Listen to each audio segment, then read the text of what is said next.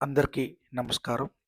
జిఎఫ్ఎల్ఎన్ 75 రోజుల బోధన కార్యాచరణ ప్రణాళిక ప్రకారం మనం ప్రతిరోజు మధ్యాహ్నం జిఎఫ్ఎల్ఎన్ కృత్యాలను విద్యార్థులతో చేయించవలసి ఉంటుంది.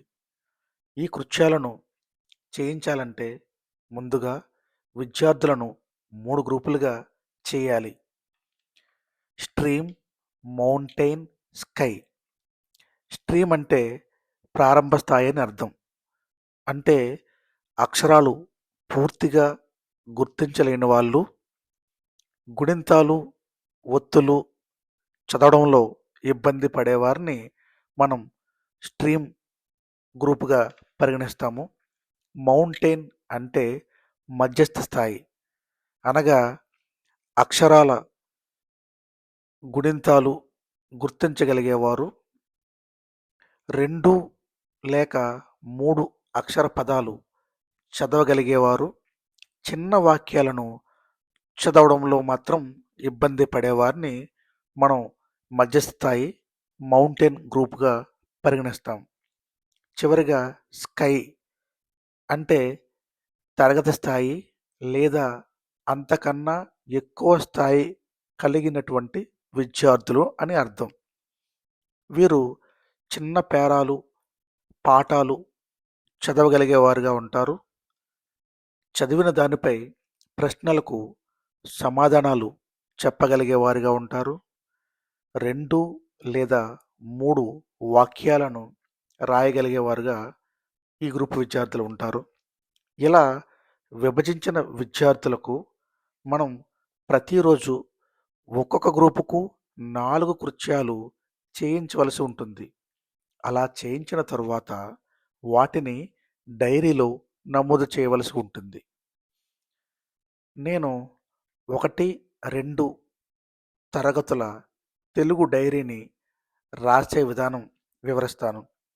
ముందుగా వైట్ నోట్బుక్ తీసుకొని ఒక పేజీలో 6 కాలమ్స్ ఏర్పాటు చేసుకోవాలి. ఎలా అంటే మొదటి కాలంలో తేదీ, రెండవ కాలంలో సబ్జెక్ట్, మూడవ కాలంలో స్ట్రీమ్, 4వ కాలం మౌంటైన్, 5వ కాలం స్కై, అలాగే 6వ కాలంలో రిమార్క్ కూడా మనం ఏర్పాటు చేసుకోవాలి. సో ఇలా 6 కాలమ్స్ మనం ఏర్పాటు చేసుకున్న తర్వాత మొదటి కాలం చూడండి. మొదటి కాలంలో తేదీ అంటే 8వ తేదీ 12వ నెల 25. రెండవ కాలము సబ్జెక్ట్లో మనం తెలుగు. తరువాత మూడవ కాలం స్ట్రీమ్లో నేను మొదటి రోజు చెప్పినటువంటి 4 కృత్యాలని ఈ విధంగా నమోదు చేశాను. కృత్యం 1, పనస, పలక, డబ్బా, డప్పు, వంకాయ చిత్రాలను చూపించి అక్షరాలను గుర్తింపచేశాను.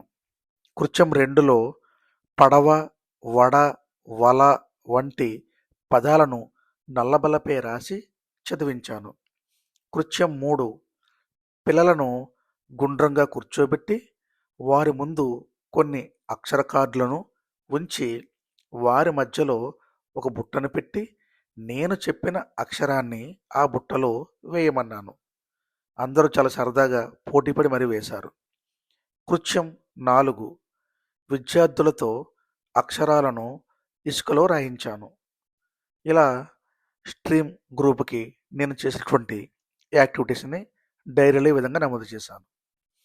తర్వాత మౌంటైన్ గ్రూప్కి సంబంధించి కృత్యం 1 పనస, డబ్బా, వంకాయ వంటి చిత్రాలను చూపించి పదాలు చెప్పించాను. కృత్యం 2 చిత్రాన్ని పదాన్ని జతచేసి పదం చదివించాను. కృత్యం 3 నేను కొన్ని అక్షరాలను ఒక బుట్టలో వేసి నేను చెప్పిన అక్షరాన్ని నాకు తెచ్చి ఇమ్మన్నాను. తెచ్చిన అక్షరాన్ని ఆ విద్యార్థితో చదివించాను. కృత్యము 4 నేను కొన్ని అక్షరాలను చెప్పి వాటిని నోట్బుక్లో రాయించాను. ఇలా మౌంటైన్ సంబంధించి 4 కృత్యాలను కూడా నమోదు చేశాను. తరువాత స్కై గ్రూప్ యాక్టివిటీస్. మొదటి కృత్యం చిత్రాన్ని చూపించి అది ఏ అక్షరంతో మొదలవుతుందో చెప్పించాను. కృత్యం 2లో విద్యార్థులకు కొన్ని అక్షరాలను నల్లబల్లపై రాసి ఆ అక్షరాలను టెక్స్ట్ బుక్లో గుర్తింపచేశాను. కృత్యం 3 బుట్టలో వేసిన అక్షరాలను నేను చెప్పిన వెంటనే తీయడం, చదవడం చేయించాను. కృత్యం 4 నేను కొన్ని అక్షరాలను చెప్పి వాటిని నల్లబల్లపై రాయించాను. ఈ విధంగా తెలుగుకు సంబంధించి 3 గ్రూపుల్లో ఉన్నటువంటి కృత్యాలను చేయించి ఇలా డైరీలో నమోదు చేయడం జరిగింది. ధన్యవాదాలు.